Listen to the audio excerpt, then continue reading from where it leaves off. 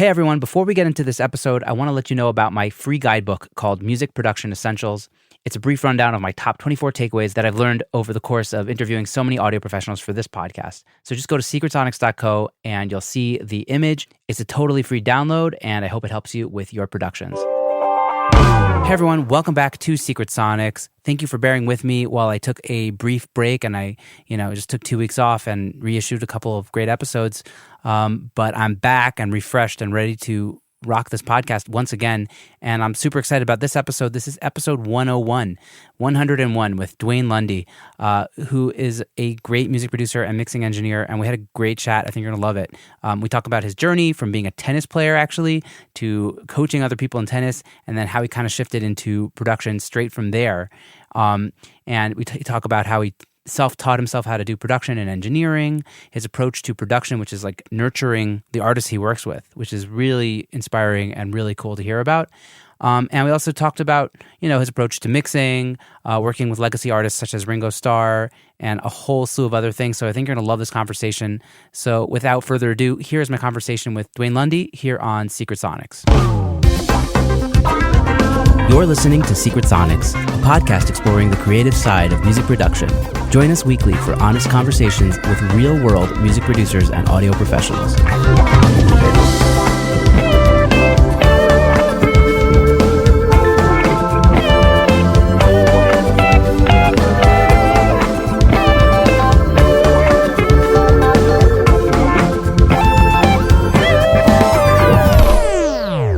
Hey everyone, welcome back to Secret Sonics. I'm your host, Ben Wallach. My guest today is Duane Lundy. Duane is a music producer, mixer, and studio owner whose uniquely nuanced approach to recording has played a signature role in the stylistic development of hundreds of artists, while also nurturing one of the industry's most compelling new creative hotbeds, the Kentucky music scene. Over the last decade, Lundy has worked with hundreds of artists, from Grammy Award winners like Sturgill Simpson, to the critically acclaimed and eclectic, to projects that include legacy artists such as Ringo Starr, Michael McDonald, Bela Fleck, Robert Randolph, to dozens of touring artists and emerging buzz acts. Most recently, he is credited with production and engineering on 2 tracks on the new Ringo Starr record, as well as producing and mixing Saving Country Music's 2016 Song of the Year, The Dogs by Justin Wells. He has also showcased his own music sensibilities via familiar television shows and feature films such as Sons of Anarchy, Weeds, NCIS, and for advertisements for companies and brands such as BMW, Mini Cooper, and many others.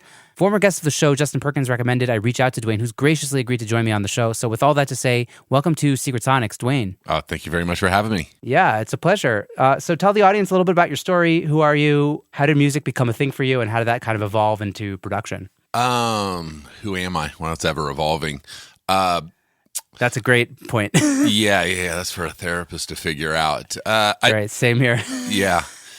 I was a music-obsessed kid who was not really allowed to play music. I grew up a tennis player in the middle of Ohio and was probably, by today's standards, pretty ADD. So my parents had the foresight to keep me focused on school and, my tennis career, if you will. And but I was just insanely obsessed with Zeppelin and the Stones and the classic rock thing of that moment. And when I was close to graduating college, my the mother of my children, my ex-wife, was really encouraging me to maybe, pursue my love of music a little bit more, and I stepped into that. And since I was a little late in the game, I decided that maybe no one really wanted to play with me that bad because I might be musically behind. So I went ahead and grabbed an old 4-track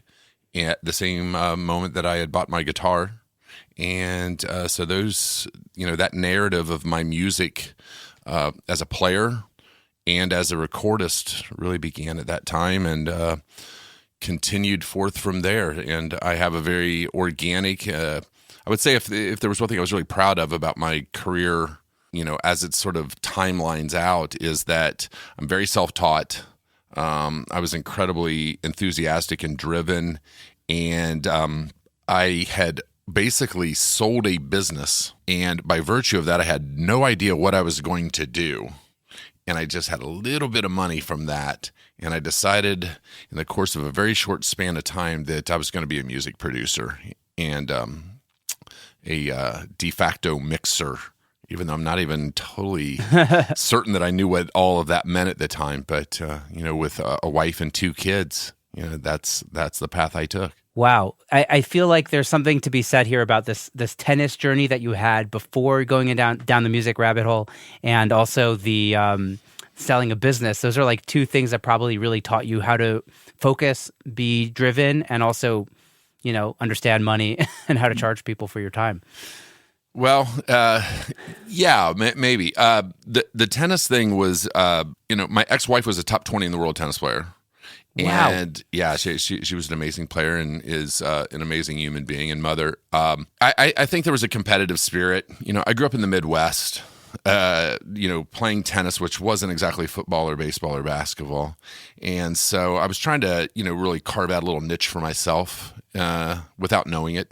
And my love of music really, and I guess as a producer, when I quit playing, I went into teaching and coaching, and I really don't think there's much difference between the coaching of what I was doing with the tennis and the producing. Mm-hmm. It was basically trying to sort of get people to capture a good moment and, motivate people and nurture that situation. Yeah. So, I think it was sort of a natural handoff, and then it was an element of selling the business, which was a tennis academy that I had done with my ex-wife for quite a few years. And that was, once again, a small business in a medium-sized market town that wasn't sort of considered to be a tennis mecca for sure. It wasn't Florida. It wasn't, California.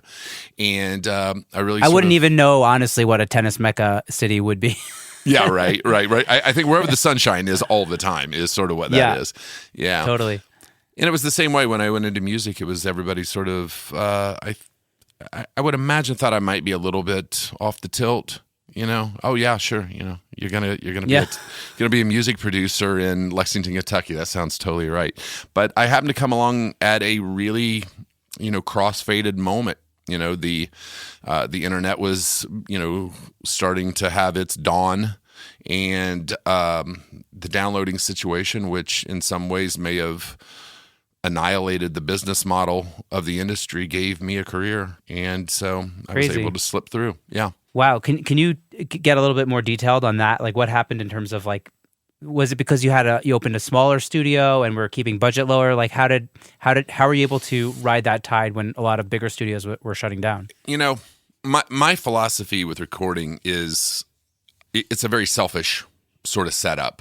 I have the gear and the place, the vibe, the all the necessary tools that allow me to work in a particular manner that befits the way that I'm comfortable and the way that I think makes the artist comfortable.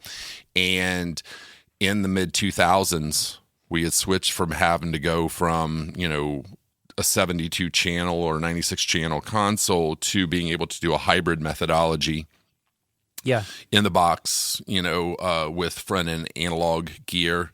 And that made the cost of that obviously less expensive. And it allowed me to sort of feel like I could maneuver at a pace that was comfortable to me. The social network stuff was starting to come along so I could promote myself. I first ventured in through a friend of mine into the advertising world. So that allowed a communication digitally of being able to do what I considered national, international quality work through score work. But I didn't have to go to, what was a traditionally big studio situation and have a massive budget. I really slipped through the side door of the industry at its crossfade moment very naively. And I had the good fortune of surrounding myself with a couple of techie friends here in Lexington who didn't have anything to do with music, but they had a ton to do with networking and technology and really set up my apparatus to where I could work very efficiently. So it was a really sort of seamless and naive move, that particular time span allowed. Yeah, I love it. Do you mind touching upon, how you self-taught yourself how to do all this stuff? Like, how did you figure it all out? Yeah. So I started playing music in the early to mid 90s. And we were on, at that juncture, 4 tracks was your sort of entry point. And so I had purchased a little, 4-track Yamaha MT-120, and then a couple little reel-to-reels. And I was doing a lot of demoing for my own selfish reasons and the band that I was in at the time. And then we had what was a traditional studio experience where you booked your 2 days. In somewhat of a strange thing, as I remember, I was actually previous to this sort of doing a little research as to how much we paid going in, and quite frankly, it wasn't that much different than what you would pay now. And went into a studio, and although the engineer definitely knew what they were doing, the production side was left up to me, and we just weren't really getting it. It was at a time period where we were sort of at the butt end of the 80s, and everything had chorus and everything had too much reverb and so on and so forth. And at the time, I was really into a sort of a dry state of mind. And it was not a great experience in the moment, although I think in some ways it was the best experience I ever had because it inspired me to go out and buy gear. So I got a couple of ADATs and ended up moving into a mindset of I've got to figure this out. And so through, tape op and home recording and sound on sound and any other element at the time that I could get my hands on, I was just, teaching and myself how to do it. And, from the way you plug things into the type of style that certain producers and engineers were doing. Yeah. It's amazing how even when I was getting started a decade ago, I was just looking for books, and now it's everything's on the internet, YouTube, podcasts, all this stuff. It's the information has super evolved over the last just decade even. So I could only imagine how much more difficult it was to find that kind of stuff back in the day. Well, in some ways, I think that it actually, I love the podcast tutorial, the all of those things because there's nothing more valuable than information with creative people. If you put good ingredients in the hands of creative people, you'll get amazing things. At the same time, I'm really thrilled that I came up during a period of time when the template mentality didn't exist. I think now there's sort of this idea that you can just sort of paint by numbers or plug and play, and you find that there's sort of a monolith, philosophically across the board. And so I feel like that there was a certain margin for error with the way that I learned and the way that guys that sort of came up naively during that period of time. And through that, maybe I picked up some habits or some sounds or some, concepts Styles that were different. Yeah. Yeah. Yeah, I totally hear that. Speaking of your style, I listening to a lot of your tracks before we got on this call, I found a total theme of very organic, very intimate kind of sounding stuff. What's your approach to keeping things sounding so organic and just real? I don't know. I felt everything was not raw, but raw. Mm-hmm, it was sure. Yeah, I think it's human. I like working with people, and that might sound a little sort of glib or whatever, but I like working with people. I like collaborating with human beings.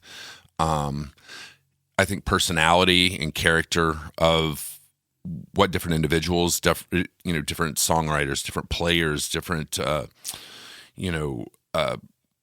different brains bring to the table allow me to keep things more organic, if you will. I think that's probably a little bit of an overused term these days, especially in the the waters in which I toil. So I think that that's one element of what I bring to the table is my taste is probably rooted more in soul, classic rock, indie. I totally embrace the contemporary element of the tools that we have, but my favorite piece of gear is the minds of the people that I'm around. And then that combined with the fact that, I'm a Dan Lanois, Chad Blake guy and Brian Eno. So you take these, relatively organic elements and then you start manipulating them a little bit.